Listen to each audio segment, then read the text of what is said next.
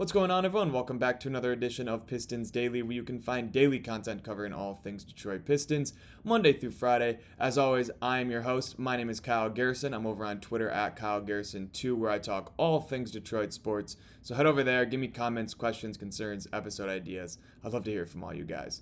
Also, shout out to everyone who tunes in every single day. We are on the road to 2,000 subscribers, so if you haven't already, go hit that subscribe button. It goes a long way to support the channel. And with that being said, let's jump right into a Friday edition of Pistons Daily.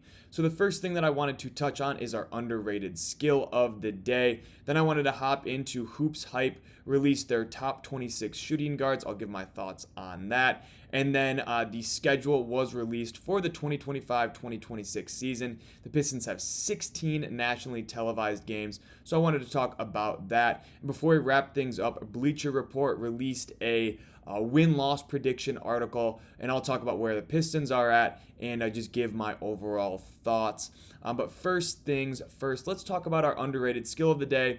And I'm going to start getting very specific with these because we've already covered a majority of the big ones. We've talked about Cade Cunningham's rim protecting ability. We've talked about Caris LeVert's facilitating, Isaiah Stewart's underrated perimeter defense, all of the things that we already really know about these players. But now I really want to dive into some pretty niche areas. And today, that is just going to be Jaden Ivey's ability to shoot above the break last year. Obviously, it was a very small sample size for Jaden Ivey. I believe he was only played like 26 games or something like that. But from what we saw, it was very encouraging. And I like the fact that he's kind of honing in on above the break shooting because he's not a guy you really want sitting in the corner. I would like him to be at the wing or at the top of the key, either with the ball in his hands or playing off ball with Cade Cunningham, allowing him to get downhill, allowing him to catch and shoot, and be able to decision make with the ball in his hands from the top of the key rather than being kind of in the corner where he might not get a touch every fifth possession. So he needs to get consistent touches, and with doing that, he needs to be farther up, closer to Cade Cunningham on that wing, operating as really a second point guard in the offense to really get himself going on the offensive end, especially coming off of that leg break. He needs to come back, get acclimated to things, and kind of pick up where he left off.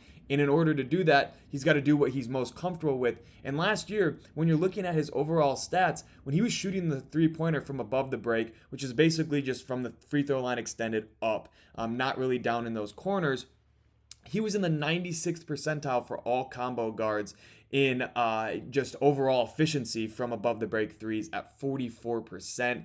And then when Ivey was on the floor last year, the Pistons' three-point efficiency above the break increased by 2% as well. So not only is his efficiency going up, but the team's overall efficiency. I think that obviously that has a lot to do with just his ability to spread the floor when he's out there, and the ability for guys like Malik Beasley last year and Tim Hardaway Jr. to kind of command those corners. But now you don't have those players. So there's going to be some more corner threats that you have to kind of find as you go. I know Duncan Robinson will step into that role. Caris LeVert's very good from the corners as well. So I think that will still allow Jaden Ivey to operate from above the break, and that's going to be very impactful for this offense going forward.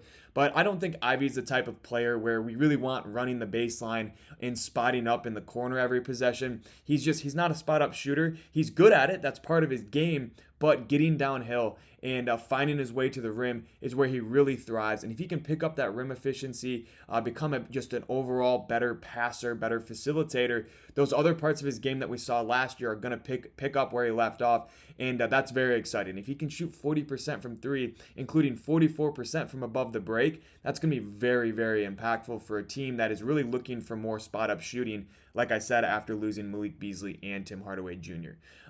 But I like Jaden Ivey's ability to be a free-flowing guard that can attack from either wing and is just going to thrive next to Cade Cunningham because Cade collapses the defense exceptionally well, and he moves the ball very well, obviously, we saw last year. But even when Jaden Ivey was out, he was still able to really dominate as a facilitator at times, and I think adding Jaden Ivey is only going to help improve that. But I will say, I think Jaden Ivey I think that a lot of his progression and where the Pistons see him as a future piece heavily relies on if he can replicate his three-point productivity last year. So with the numbers I just showed you, hopefully he continues to operate above the free throw line extended and continues to knock down his outside shots at a high clip because, again, his three-point shooting is so unbelievably crucial for this team's offensive success. And I really do think that he can come in, make a huge difference on the offensive end. And then those other parts of his game that we're looking to see will kind of come into their own. They'll come to fruition like I've predicted. But moving on, let me know your guys' thoughts on Jaden Ivey's above the break three-point shooting. If you think that he can replicate what he did last year, or if you think he might have a little bit of a fall off coming off of that injury. But moving on, let's talk about the top 26 shooting guards entering the 2025-2026 season. And I'll just tell you right now, Jaden Ivey did not make the list. I'm assuming it's because of his injury. And I do think that, I just talked about it before. I'm very high on Jaden Ivey's ability to come back and replicate what he did last year. Maybe starting off a little bit slower, but if he can get a full, 70 to 80 game sample size next year, we're really going to see him make that next jump. And I think he can sit anywhere from 10 to 18 amongst the rest of the shooting guards in the NBA. And we're going to be talking about him as a guy who could break into that top 10 as soon as, not this coming year, but the next year. So I'm very excited to see what Jaden Ivey can do. And when you're looking at a lot of these players that are on this list, I think Jaden Ivey is better than a lot of them. Again, I think the injury had a lot to do with it, but 26 coming in is Jordan Poole. I think Jaden Ivey's better than Jordan Poole. 25, Quentin Grimes. I think he's much better than Quentin Grimes. Malik Monk, I think he's better than Malik Monk. Buddy Hield, I think he's significantly better than Buddy Hield. Bradley Beal, much better than Bradley Beal, younger as well. Alex Caruso doesn't really give you that defensive upside, but I think as an offensive player overall, Jaden Ivey is definitely better. Ty Jerome is listed as a shooting guard here just because he's in Memphis now, and he's probably going to take on more of a starting position role next to Ja Morant. And I think Jaden Ivey's a better player than him, better than Aaron Wiggins, better than Christian Brown. And then you get into 17, which is Shaedon Sharpe and Anthony Simons and CJ McCollum and Jalen Green. And I think that Jaden Ivey will end up falling anywhere from 17, 18 to around 14, 13 with the chance to pass up a guy like Jalen Green, who's a very offensive heavy player, doesn't really play great defense, and is very inefficient. I think that Jaden Ivey could pass a guy like that. Dyson Daniels, I think, is where that probably cutoff is at 13, just because Dyson Daniels, what he gives you on the defensive end, he's unbelievable. But again, offensively, Jaden Ivey is better than Dyson Daniels, and I don't think that's really a debate. Kobe White is sitting at 12. 11, Desmond Bane, and again, I think that's another cutoff. I think Desmond Bane, just overall as a player, as a shooter, he's more experienced, and he is going to contribute to winning right now a little bit more than Jaden Ivey. But I do think that Jaden Ivey has the potential to sneak up there, and we're going to be talking about him as a top 15 shooting guard heading into the 2026-2027 season. So very excited, very high on Jaden Ivey. Let me know in the comments if you guys are as high as Jaden Ivey as I am, and if you think that what J.I. would have to do next year to be considered a top 15 or higher shooting guard in the league. And then before we head on to the next topic, another player that I think would have been on this list, not for unforeseen or unfortunate circumstances, is Malik Beasley. I have no doubt in my mind that Malik Beasley was a top 26 shooting guard in the NBA last year. And, in the shooting guard position, historically, it values three-point shooting more than any other position. I mean, hence the name shooting guard. And Malik Beasley was second in the entire NBA in three-pointers made, only behind Anthony Edwards, who obviously comes in at number 1 in this top 26 shooting guard list. So Malik Beasley, I think, would have snuck his way into there. Obviously, a lot of these guys do different things that Malik Beasley didn't give you, like the ball handling, like the defense, like the facilitating, and things like that. But again, the volume that Malik Beasley shot the ball at from three-point range last year made him a guy who is very valuable and I think is a top 20 shooting guard in the league, when he's not facing charges that he is right now. So again, if Malik Beasley is going to be coming back, maybe the Pistons take a flyer on him. Who knows whatsoever, but it is weird to look at, if Jaden Ivey doesn't break his leg and if Malik Beasley wasn't being investigated, for gambling, the Pistons could have potentially had 2 top 26 shooting guards in the NBA right now, and I really do think that that would have been the case. But again, let me know in the comments what you think Jaden Ivey has to do to vault himself into that top 15 this year, and if you think Malik Beasley, despite everything going on, is still considered a top 26 shooting guard just based on what he did last year for the Pistons. Moving on, I wanted to talk about the schedule release, and the Pistons have 16 nationally televised games.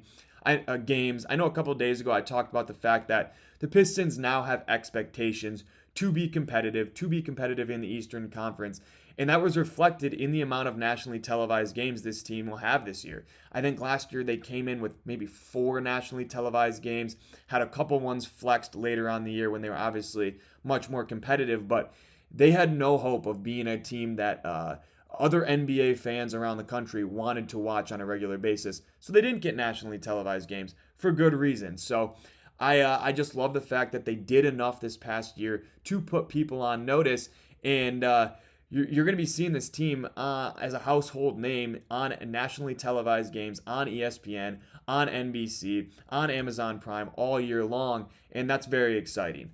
Again, it is kind of weird. I know nowadays there are like 10 different channels to watch these games, and it's become an absolute nightmare to watch all 82 games. But there are games that the NBA considers to be nationally televised on Peacock, on NBC, on Amazon Prime, and obviously on ESPN with TNT gone. Those were ESPN and TNT were really the only 2 true national media outlets that had NBA games on a frequent basis. But now with the additions of Peacock and NBC and Amazon Prime, and obviously the NBA wants to make as much money as they possibly can, so they have as many different outlets where you can watch games, and it's going to be getting pretty expensive to try and watch every single one of your team's games. But again, these are considered nationally televised games, and I'll just go through all of the 16 games for the Pistons.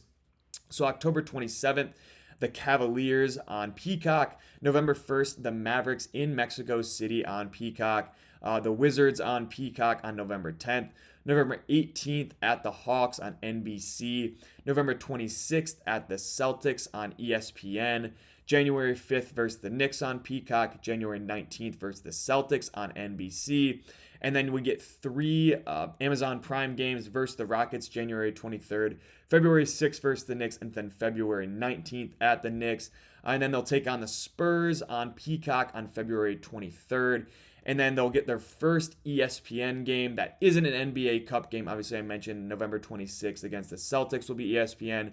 But then they'll get February 27th versus the Cavaliers on ESPN. March 12th versus the 76ers on Prime. And then March 25th versus the Hawks, ESPN. March 30 at Oklahoma City on Peacock. And then their final nationally televised game, April 8th versus the Milwaukee Bucks on ESPN. So I'm just really excited to see the Pistons show out in front of a national audience throughout the year. And, there's going to be some really intriguing matchups. They play the Knicks 3 times on nationally televised games, obviously with the playoffs last year. People want to see that matchup. It was very intriguing. And I think that it's going to be intriguing once again in the regular season. So excited to see that the Pistons play some quality opponents too. They're not just, they play one game against the Wizards, and then I think the rest of the teams that they do play are going to be either playoff or at least fringe playoff teams. So excited for that. I am very surprised they don't have a nationally televised game against the Magic. I thought that was going to definitely be a game, but the NBA can choose to flex those games later on in the year to national TV. So we'll have to watch out for that. We'll keep you guys updated on that. But for now, they have 16 nationally televised games all across different platforms. And I think that's going to be very fun for this young and exciting team. And the rest of the league can really watch this team grow and get put on notice for a team that is, I think, poised to have an insane breakout compared to last year and really get up into that top 3, top 4 Eastern Conference contenders compared to last year when they were really just kind of starting off and it was their first big leap they've made. And I think they're going to build on that, and they're going to be able to do that on national TV for a majority of the year. But moving on to our final topic before we wrap things up, I wanted to look at Bleacher Report's article from Andy Bailey, and he gives his win-loss predictions for every NBA team post-schedule release. So we're going to look at where the Pistons are at, and Andy Bailey thinks the Pistons will finish 45-37. And I think that's very realistic. I don't think that's too egregious whatsoever. I'll just read you guys the description from Bailey. So obviously the over-under is at 44.5. The Detroit Pistons more than tripled their win total from 2023 to 2024, so it'll be impossible to come anywhere near that level of improvement this coming season. I agree. I think that's very true. Maybe a couple wins here and there. Maybe they get up to 50 wins, but to have a 30-win increase it would be impossible for this team. So that it's totally fair there from Bailey. And then he continues. He says, the loss of veteran shooters Malik Beasley and Tim Hardaway Jr., who are first and second on the team in total threes, could dampen their chances of winning more games too.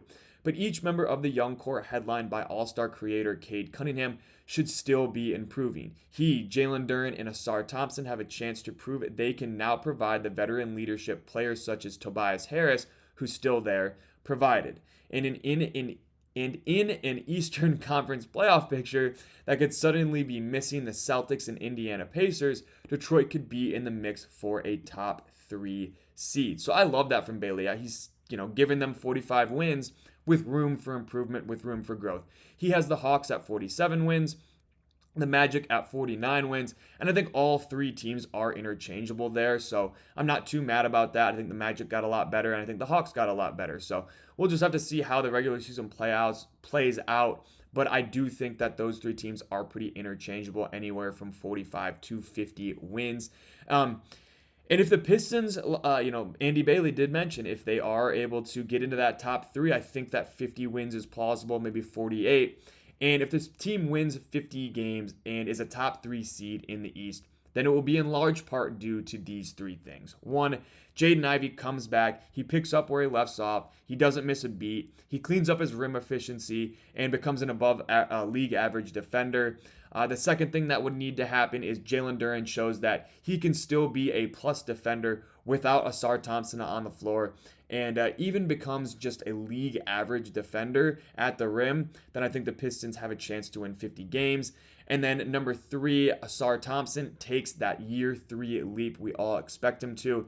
He makes an all-NBA defensive team and really just establishes himself as one of the best two-way wings in the entire NBA. So if those 3 things happen, or maybe 2 of the 3 or whatnot, we could see the Pistons as a 50-win team, which would just be unbelievable considering where they were at about a year and a half ago. Well, just under 2 years ago. With the Monty Williams era, with the Killian Hayes era, this team has come a long way. So the fact that they're in conversation to win 45 games is very, very encouraging.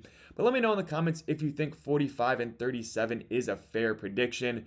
Do you think the Pistons will win more or less games? And just what needs to happen overall for this team to really top last season and vault themselves into that top 3 in the Eastern Conference. But that's all I've got for you guys today. Let me know in the comments or over on Twitter your thoughts on Jaden Ivey's above the break 3-point shooting. If you think J.I. can become a top 15 shooting guard in the NBA as soon as this year. Also, give me your predictions, or your reaction, to the Pistons getting 16 nationally televised games, and also your Pistons record prediction post-schedule release. As always, like, subscribe, comment, turn on post notifications, and follow me on Twitter over at Kyle Garrison 2. Also, head over to Spotify, leave a 5-star review and a follow if you can. Hit that subscribe button as well. We are on the way to 2,000 subscribers. And once again, thank you all so much for tuning in every single day. With that being said, that is going to do it here for episode 44 of Pistons Daily, and I will catch you all next time.